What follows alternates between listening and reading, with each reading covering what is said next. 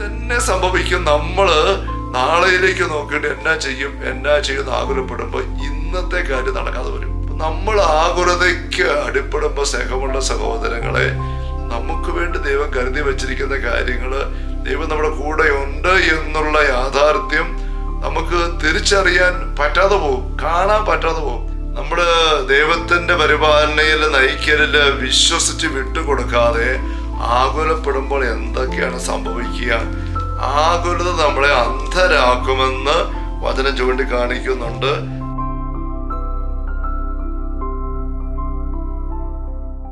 ഈശോ മിശിഹായ്ക്ക് സ്തുതിയായിരിക്കട്ടെ. ഈശോയുടെ പ്രിയപ്പെട്ട സഹോദരരെ, നിങ്ങൾ ഇപ്രകാരം പ്രാർത്ഥിക്കുന്നുള്ള ഈശോയുടെ നിഷ്കർഷയെ ഒരു പൊതു ശീർഷകമാക്കിക്കൊണ്ട് കർത്തൃ പ്രാർത്ഥനകളും എടുക്കുന്നതായ തിരുവചന വിചിന്തന പരമ്പരയുടെ 75-ാമത്തെ സെഷനിലേക്ക് ഈശോയുടെ നാമത്തിൽ ഹൃദ്യമായ സ്വാഗതം. Hallelujah, hallelujah, hallelujah. പ്രിയപ്പെട്ട സഹോദരരെ, കർത്തൃ പ്രാർത്ഥനയിലെ 7 യാചനകളിൽ 4-ാമത്തെ യാചന, ഞങ്ങൾക്ക് ആവശ്യകമായ ആഹാരം ഇന്ന് ഞങ്ങൾക്ക് നൽകണമേ. അതിനകത്ത് നമ്മൾ 4 കാര്യങ്ങൾ കാണുകയുണ്ട്. അതിൽ 4-ാമത്തെ കാര്യമായിരുന്നു ഇന്ന് തരണമേ എന്നുള്ളത്. നമ്മുടെ വർത്തമാന കാലത്തേക്ക് ആവശ്യമായതെല്ലാം നൽകാൻ സാധിക്കുന്ന സ്വർഗീയ പിതാവായിട്ട് അപ്പയെ തിരിച്ചറിയാൻ അവിടുത്തെ പേര് കൊടുക്കുക. അങ്ങനെ നമ്മുടെ ജീവിതത്തിന്റെ ഇന്നിനെ മുഴുവൻ ഏൽപ്പിച്ചു കൊടുക്കാൻ ദൈവം കരുതിയിരിക്കുന്നുവെന്ന് നമ്മൾ കാണുകയുണ്ടായി. ഒരു ചിന്തയായിട്ട് 2-ാമത്തെ ചിന്തയായിട്ട് നമ്മൾ കാണുക, അങ്ങനെ നമ്മൾ ഏൽപ്പിച്ചു കൊടുക്കുന്നില്ല എങ്കിൽ നമ്മുടെ ജീവിതം ആകുലതകളിലേക്ക് പോകും. അതേക്കുറിച്ച് നമ്മൾ കഴിഞ്ഞ സെഷൻ അനുഭവം ഒന്ന് കണ്ടു. നമുക്ക് അതിന്റെ ബാക്കി ഈ സെഷനിൽ ചിന്തിക്കാം. ഞങ്ങൾക്ക് ആവശ്യകമായ ആഹാരം ഇന്ന് തന്നെ പ്രാർത്ഥിക്കുമ്പോൾ പഴയ നിയമത്തിലെ ഇസ്രായേൽക്കാരുടെ അനുഭവം നമുക്ക് ഓർമ്മിക്കാതിരിക്കാൻ പറ്റത്തില്ല. ദൈവം അവർക്ക് ഓരോ ദിവസവും ആവശ്യകമായ അപ്പം മന്ന നൽകിയിരുന്നു. പുറപ്പാട് പുസ്തകത്തിലെ 16-ാമത്തെ അധ്യായത്തില് 16, 17, 18 തിരുവചനങ്ങൾ നമ്മളിങ്ങനെ വായിക്കുന്നു. കർത്താവ് കൽപ്പിച്ചിരിക്കുന്ന ഇപ്രകാരമാണ്. മോശ പറയുകയാണ്, ഓരോരുത്തരും തൻ്റെ കൂടാരത്തിലുള്ള ആളുകളുടെ എണ്ണം അനുസരിച്ച് ആളൊന്നിന് 1 ഓമർ വീതം ശേഖരിക്കട്ടെ. ഇസ്രായേൽക്കാർ അപ്രകാരം ചെയ്തു. ചിലർ കൂടുതലും ചിലർ കുറവും ശേഖരിച്ചു. പിന്നീട് ഓമർ കൊണ്ട് അളന്നു നോക്കിയപ്പോൾ കൂടുതൽ ശേഖരിച്ചവർ കൂടുതലോ കുറവ് ശേഖരിച്ചവർക്ക് കുറവോ ഉണ്ടായിരുന്നില്ല. ഓരോരുത്തരും ശേഖരിച്ചത് അവന് ഭക്ഷിക്കാൻ മാത്രമേ ഉണ്ടായിരുന്നുള്ളൂ. അപ്പൊ കൃത്യം അന്നന്നത്തേക്ക് വേണ്ടത് മാത്രം ദൈവം അവർക്ക് കൊടുത്തു. ആർത്തി വെച്ച് കൂടുതൽ എടുക്കിയവർക്ക് ഉപകാരപ്പെട്ടില്ല. തങ്ങളുടെ കഴിവില്ലായ്മ കൊണ്ട് വേണ്ടത്ര ശേഖരിക്കാൻ പറ്റാതെ പോയവർക്ക് കുറവും വന്നില്ല. വീണ്ടും സാബത്ത് ദിവസം വരുമ്പോൾ തലേ ദിവസം ഇവർ ശേഖരിക്കുമ്പോൾ ഇരട്ടിയായിട്ട് കിട്ടിയിരുന്നു. പിറ്റേ ദിവസത്തേക്കുള്ള വന്നിരുന്നു. പിറ്റേ ദിവസം അത് ലഭിച്ചിരുന്നില്ല. മന്ന സാബത്ത് ദിവസം വിശ്രമിക്കേണ്ട ദിവസമാണ്. പുറത്തിറങ്ങാൻ ദൈവം അവരെ അനുവദിച്ചില്ല. അപ്പൊ അന്നു വേണ്ടി ആഹാരം ഓരോ ദിവസവും ദൈവം അവർക്ക് കൊടുത്താണ് മുന്നോട്ട് കൊണ്ടുപോയത്. ഒരു ദിവസം കൂടുതൽ ഉണ്ടാക്കി വെച്ച് നാളത്തേക്കുള്ള കരുതി വെക്കാൻ അങ്ങനെയുള്ളൊരു വ്യഗ്രത ആകുലത വേണ്ട എന്ന് ദൈവം അവരെ പഠിപ്പിച്ചു. ഞാൻ നിങ്ങൾക്ക് നൽകും. അപ്പൊ ഇസ്രായേൽക്കാര് മരുഭൂമിയിലൂടെ പോയ 40 വർഷക്കാലവും ദൈവം ഇങ്ങനെ അവരെ പരിപാലിച്ചുവെന്നാണ്. ഓരോ ദിവസത്തേക്ക് വേണ്ടത് അന്നൊന്ന് കൊടുത്തു. അപ്പൊ നാളെ ഭക്ഷണം കിട്ടുമോ ഇല്ലയോ എന്നുള്ള ആകുലത അവർക്ക് ആർക്കും ഉണ്ടായിരുന്നില്ല. നേരം വെളുക്കുമ്പോൾ തരും. ആര് തരും? സ്വർഗീയ ദൈവം തരും. അത് പെറുക്കിയെടുത്താൽ മതി. അതേപോലെ ഞാൻ ഒട്ടും ആകുലപ്പെടണ്ട. ഈ ഒരു വലിയ അനുഭവത്തിലൂടെയാണ് യഹൂദരെ ഇസ്രായേൽക്കാരെ ദൈവം നയിച്ചത്. അതിന്റെ പുതിയ കാലഘട്ടത്തില് തമ്പുരാൻ പറയുകയാണ്, ഈശോ വഴി പഠിപ്പിക്കുമ്പോൾ അന്നു വേണ്ടി ആഹാരം ഞാൻ നിങ്ങൾക്ക് ഇനിയും നൽകും. അപ്പൊ ആ ദൈവത്തിന്റെ പരിപാലനം വിശ്വസിക്കാൻ, ആകുലത വിട്ടുകളഞ്ഞുകൊണ്ട് വിശ്വസിക്കാൻ അവിടുന്ന് ആവശ്യപ്പെടുകയാണ്. ഇനി നമ്മള് ദൈവത്തിന്റെ പരിപാലനയിൽ നയിക്കലില് വിശ്വസിച്ച് വിട്ടുകൊടുക്കാതെ ആകുലപ്പെടുമ്പോൾ എന്തൊക്കെയാണ് സംഭവിക്കുക? ആകുലത നമ്മളെ അന്ധരാക്കുമെന്ന് വചനം ചൂണ്ടിക്കാണിക്കുന്നുണ്ട്. ലൂക്കായുടെ സുവിശേഷത്തില് 24-ാമത്തെ അധ്യായത്തില് എമ്മാവൂസിലേക്ക് പോകുന്ന 2 ശിഷ്യന്മാരെ കാണാം. ഉത്ഥാന ദിവസം രാവിലെ കർത്താവിന്റെ കബറുടെ ശൂന്യമായിട്ട് കിടക്കുന്നത് കേട്ടപ്പോഴേക്കും അവർ നിരാശരായിട്ട് ജെറുസലേം, അവരുടെ ദൈവവിളിയുടെയും ദൗത്യത്തിന്റെയും സ്ഥലം ദൈവം നൽകിയത് ഉപേക്ഷിച്ചിട്ട് സ്വന്തം വീടുകളിലേക്ക്, നാട്ടിലേക്ക് പോവുകയാണ്. അങ്ങനെ പോകുമ്പോൾ അവര് മ്ലാനവദനരായി, ദുഃഖിതരായി ആ ദിവസങ്ങളിൽ സംഭവിച്ച കാര്യങ്ങളെ കുറിച്ചെല്ലാം അങ്ങോട്ടും ഇങ്ങോട്ടും സംസാരിച്ചും തർക്കിച്ചും നീങ്ങുകയാണ്. അപ്പൊ ആ കൂട്ടത്തിൽ ഈശോ യാത്ര ചെയ്യുന്നു. അതാണ് 15, 16 വാക്യം, 15, 16 വാക്യങ്ങൾ 24-ാമത്തെ ലൂക്കായുടെ സുവിശേഷം. അവ സംസാരിക്കുകയും വാദിക്കുകയും ചെയ്തുകൊണ്ട് പോകുമ്പോൾ യേശുവും അടുത്തെത്തി അവിടെ യാത്ര ചെയ്തു. എന്നാൽ അവനെ തിരിച്ചറിയാൻ കഴിയാത്ത വിധം അവരുടെ കണ്ണുകൾ മൂടപ്പെട്ടിരുന്നു. എന്തിനൊക്കെ സംസാരിക്കുക ചോദിക്കുമ്പോൾ അവര് മ്ലാനവദനരായി നിന്നു എന്ന് ഒക്കെ എടുത്ത് പറഞ്ഞിരിക്കുകയാണ്. അപ്പൊ അവരെ ആകുലതയും ഉത്കണ്ഠയും അവിടെ ഭാവിയിലേക്ക് നോക്കുമ്പോൾ ഒരു വ്യക്തതയില്ല, എല്ലാം തകിടം മറിഞ്ഞു പോയി. അവർ പറയുകയാണ്, ദൈവത്തിന്റെ വാക്കിനും അവിടുത്തെ ശക്തനായ പ്രവാചകനായിരുന്നു യേശു, അവിടുത്തെ അവർ ഞങ്ങളുടെ പ്രമാണികളും അധികാരികളും എല്ലാം കൂടെ ക്രൂശിച്ചു കൊന്നു. ഇപ്പൊ ഇന്ന് 3-ാം ദിവസം ശവവും കൂടെ കാണുന്നില്ല, മുഴുവൻ തീർന്നു. ഇനി ഞങ്ങൾക്ക് എന്താ സംഭവം, ഒരു പ്രതീക്ഷയില്ല, എല്ലാം തീർന്നു. അങ്ങനെ അകലപ്പെട്ടു പോവുകയാണ്. അപ്പൊ ആരെക്കുറിച്ച് ഇവർ ചിന്തിച്ച് വിഷമിക്കുന്നു, ആ കർത്താവോ കൂടെ നിൽക്കുന്നത്, കൂടെ നടക്കുന്നത്, സംസാരിക്കുന്നത്, ഇവർക്ക് തിരിയുന്നില്ല. അപ്പൊ നമ്മൾ ആകുലതയ്ക്ക് അടിപ്പെടുമ്പോൾ സ്നേഹമുള്ള സഹോദരങ്ങളെ, നമുക്ക് വേണ്ടി ദൈവം കരുതി വച്ചിരിക്കുന്ന കാര്യങ്ങള്, ദൈവം നമ്മുടെ കൂടെ ഉണ്ട് എന്നുള്ള യാഥാർത്ഥ്യം നമുക്ക് തിരിച്ചറിയാൻ പറ്റാതെ പോകും, കാണാൻ പറ്റാതെ പോകും.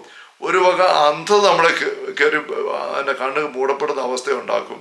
ഒരിക്കൽ ഞാൻ വണ്ടി ഓടിച്ച് പോകുമ്പോൾ പാലാ ചെല്ലുമ്പോൾ, ടൗണിലേക്ക് മെയിൻ കവല ചെല്ലുമ്പോൾ ഒരുപാട് തിരക്ക്, ഒത്തിരി ട്രാഫിക്, വണ്ടി അങ്ങോട്ട് ഇങ്ങനെ എല്ലാ വണ്ടി സ്റ്റക്കായി നീങ്ങുന്നേ ഉള്ളൂ. അപ്പം ചെല്ലുമ്പോൾ ഞാൻ നീങ്ങുമ്പോൾ ഉണ്ട് കവലയ്ക്ക് ഇപ്പുറത്ത് എൻ്റെ മുമ്പിലായിട്ട് വലതുവശത്ത് അവിടെ റോഡിൻ്റെ അരികിൽ റോഡിന് അക്കരെ കിടക്കാം, അപ്പുറം കിടക്കാൻ വേണ്ടിയിട്ട് 2-3 സ്ത്രീകൾ ഇങ്ങനെ നോക്കി നിൽക്കുകയാണ്.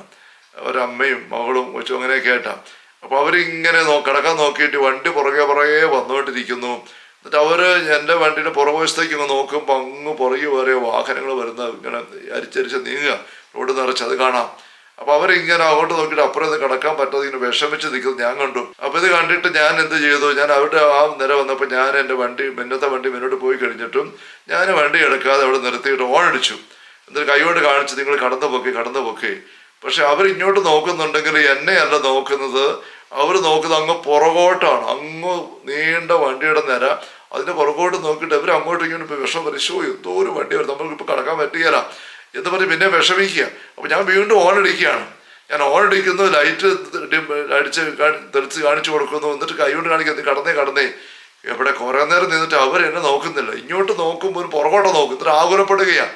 അപ്പൊ എനിക്ക് മനസ്സിലായി അവരെന്നെ കാണുന്നില്ല. അവിടെ പിന്നെ വഴി തുറന്ന് കിടക്കുക, പക്ഷെ അവർ കാണുന്നില്ല.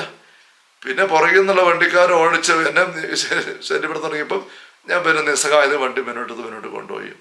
വാസ്തവത്തിൽ ഇവരിങ്ങനെ ദൂരോട്ട് നോക്കുമ്പോൾ അത് അവരുടെ മുമ്പിലേക്ക് വരാൻ പോകുന്ന വാഹനങ്ങളാണ്, നാളെ ഇനി വരാൻ പോകുന്ന കാര്യങ്ങളാണ് ചിന്തിക്കുന്നത്. വാഹനങ്ങൾ പുറകെ വരുന്നു, അതിലേക്ക് നോക്കിയിട്ട് അവരിങ്ങനെ അകലപ്പെട്ട് നിൽക്കുമ്പം വാസ്തവത്തിൽ അവരുടെ മുമ്പിൽ വഴി തുറന്ന് കിടക്കുകയാണ്, അത് കാണാൻ പറ്റുന്നില്ല.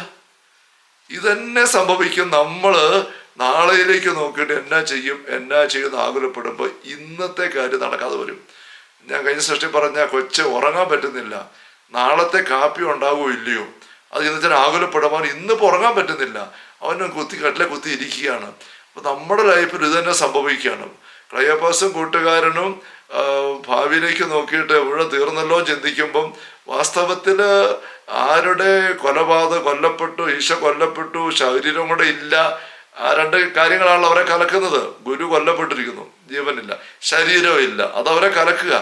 അവരുടെ കലക്കത്തിന്റെ വിഷയം എന്താണോ അത് ഉത്തരമായിട്ട് ജീവനുള്ളവനായി ഈശോ അടുത്ത് നിൽക്കുക, എന്നിട്ട് കാണാൻ പറ്റുന്നില്ല. ഇതാണ് നമ്മൾ ആകുലതയ്ക്ക് അടുപ്പെടുമ്പോൾ സംഭവിക്കുന്നത്. നമ്മൾ അന്ധരായി പോകുന്നൊരവസ്ഥയുണ്ട്. ഇത് ദൈവമക്കൾക്ക് ഉണ്ടാകാൻ പാടില്ല. അതുകൊണ്ടാണ് ഈശോ ഈ കരുത്ത് പ്രാർത്ഥനയ്ക്കകത്ത് എടുത്തു പറയണം, ഇന്ന് തരണേ എന്ന് പറഞ്ഞ് പ്രാർത്ഥിച്ചു. നാളത്തെ കാര്യം നിങ്ങൾ ആകുലപ്പെടണ്ട, ഭാരപ്പെടണ്ട, നിങ്ങൾ ഇന്ന് തമ്പുരാൻ നയിക്കും. അത് വിശ്വസിച്ച് ഏൽപ്പിച്ചു കൊടുത്തേ. ദൈവജനത്തിന്റെ അനുഭവം അതാണ്. വീണ്ടും മർക്കോസിന്റെ സുവിശേഷത്തിന്റെ 4-ാമത്തെ അധ്യായത്തില് ഈ ആകുലതയ്ക്ക് അടുപ്പെടുമ്പോൾ ഉള്ള അവസ്ഥ വിശ്വാസമില്ലായ്മയുടേതാണ് എന്ന് ഈശോ വ്യക്തമാക്കുന്നത് കാണാം. വള്ളത്തിൽ ഈശോ അപ്പസ്വരന്മാരും അക്കരയ്ക്ക് യാത്ര ചെയ്യുമ്പോൾ ഈശോ അമരത്ത് തലയണ ചുറങ്ങുന്നു, വലിയ കൊടുങ്കാറ്റുണ്ടായി, വെള്ളം അടിച്ച് വെള്ളത്തിലോട്ട് കയറുന്നു. ശിഷ്യന്മാര് ഭയന്ന് ഈശോയെ വിളിച്ചേൽപ്പിച്ചുകൊണ്ട് പറയുകയാണ്. മർക്കോസ് സുവിശേഷം 4-ാം വാക്യം, ഗുരു, ഞങ്ങൾ നശിക്കാൻ പോകും, നീ അത് ഗവനിക്കുന്നില്ലേ? ഇതൊരു പ്രാർത്ഥനയായിട്ട് പലപ്പോഴും നമ്മൾ ഈ വചനത്തെ ചിന്തിക്കുമ്പം വ്യാഖ്യാനിക്കാറുണ്ട്. അവര് ഈശോയോട് പ്രാർത്ഥിച്ചു, ഈശോയെ വിളിച്ചേൽപ്പിച്ചു, അങ്ങനെ രക്ഷ പ്രാപിച്ചു. അപ്പൊ നമ്മുടെ ജീവിതത്തിൽ ഈശോയെ വിളിച്ചേൽപ്പിക്കണം. അവിടുന്ന് ഉറങ്ങുകയാണെന്ന് തോന്നും, പക്ഷെ വിളിച്ച് ഏൽപ്പിക്കണം എന്നൊക്കെ പറഞ്ഞ് നമ്മൾ ചിന്തിക്കാറുണ്ട്. വാസ്തവത്തിൽ ഇതൊരു പ്രാർത്ഥനയായിരുന്നോ? അല്ല, ഇതൊരു പരവേശപ്പെടലാണ്. പ്രാർത്ഥന എന്ന് പറയുന്നത് പ്രത്യാശയോടെ ഏൽപ്പിച്ചു കൊടുക്കുന്നതല്ലേ. ദൈവത്തോട് സംസാരിക്കുന്നു, ദൈവത്തിൻ്റെ നന്മ അറിഞ്ഞ് ദൈവത്തിന് നമ്മുടെ കാര്യങ്ങൾ പറഞ്ഞ് വിട്ടുകൊടുക്കുന്ന പ്രാർത്ഥന. ഇന്ന് തരണേ ഞങ്ങൾക്ക് ആവശ്യമായ ആഹാരം, അതാണ് അതിൻ്റെ മോഡൽ. അപ്പം ഇവിടെ എന്താണ്, ഞങ്ങൾ നശിക്കാൻ പോകുന്ന ഗവനിക്കുന്നില്ല എന്ന് പറഞ്ഞാൽ അതിനകത്തൊരു കുറ്റപ്പെടുത്തലാവും, നിരാശയും കുറ്റപ്പെടുത്തലുമാണ്. ഞങ്ങളിപ്പോൾ നശിക്കും, വെള്ളത്തിൽ മുങ്ങി, ആക്കോട്ട് നീ നശിക്കും, നീ വലിയ ഗുരുവാന്ന് പറഞ്ഞിട്ട് കിടന്ന് ഉറങ്ങുക, നീ നശിക്കാൻ പോകുന്ന നീ അറിയുന്നില്ല, നീ ഗവനിക്കുന്നില്ലേ, വല്ലാതൊരു കുറ്റപ്പെടുത്തല. ഇത് നിരാശയുടെ പരവേശപ്പെടേണ്ട വാക്കുകൾ, പ്രാർത്ഥനാ വാക്കുകളല്ല. അപ്പം ഞങ്ങൾക്ക് ആവശ്യകമായ ആഹാരം ഇന്ന് തരണമേ എന്ന് ഈ സ്വർഗീയ അപ്പ ആരാണെന്ന് അറിഞ്ഞ് പ്രത്യാശയോടെ പറയാൻ നമുക്ക് സാധിക്കുന്നില്ല എങ്കിൽ നമ്മൾ ഇതുപോലെ പരവേശപ്പെടലേക്ക് പോകും. അത് വിശ്വാസമില്ലായ്മയാണ്. ഈശോ ഉണർന്ന് കാറ്റിനെ ശാന്തമാക്കി എന്നിട്ട് ചോദിക്കുന്ന കേട്ടോ 40-ാം വാക്യം. അവനോട് ചോദിച്ചു, നിങ്ങൾ ഭയപ്പെടുന്നത് എന്ത്? നിങ്ങൾക്ക് വിശ്വാസം ഇല്ലേ? വിശ്വാസമില്ലേ? നിങ്ങൾ ഇപ്പം നശിക്കാൻ പോകുന്നുവെന്നുള്ള ചിന്ത പരവേശപ്പെടല. നമ്മൾ പുറപ്പാട് പുസ്തകത്തിൽ 14-ാമത്തെ അധ്യായത്തിൽ മോശ ഇസ്രായേൽക്കാരെ കൊണ്ട് ഈജിപ്തിൽ ഇറങ്ങി വരുമ്പോൾ ചെങ്കടലിന്റെ തീരത്ത് വരുന്നു. അവിടെ ക്യാമ്പ് ചെയ്ത് നിൽക്കുമ്പോൾ ഫറവോയുടെ സൈന്യം പുറകിൽ നിന്ന് വരുന്ന രംഗം അറിയാമല്ലോ. അപ്പൊ അകലെയെന്ന് സൈന്യം വരുന്ന കണ്ടപ്പോഴും ജനങ്ങളെല്ലാം കൂടെ വായിക്കുകയാണ് 10, 11, 12 വാക്യങ്ങളില്. പുറപ്പാട് 14 ഫറവോ സമീപിച്ചുകൊണ്ടിരുന്നപ്പോൾ ഇസ്രായേൽ ജനം കണ്ണുയർത്തി നോക്കി തങ്ങളെ പിന്തുടർന്ന ഈജിപ്തുകാരെ അവർ കണ്ടു.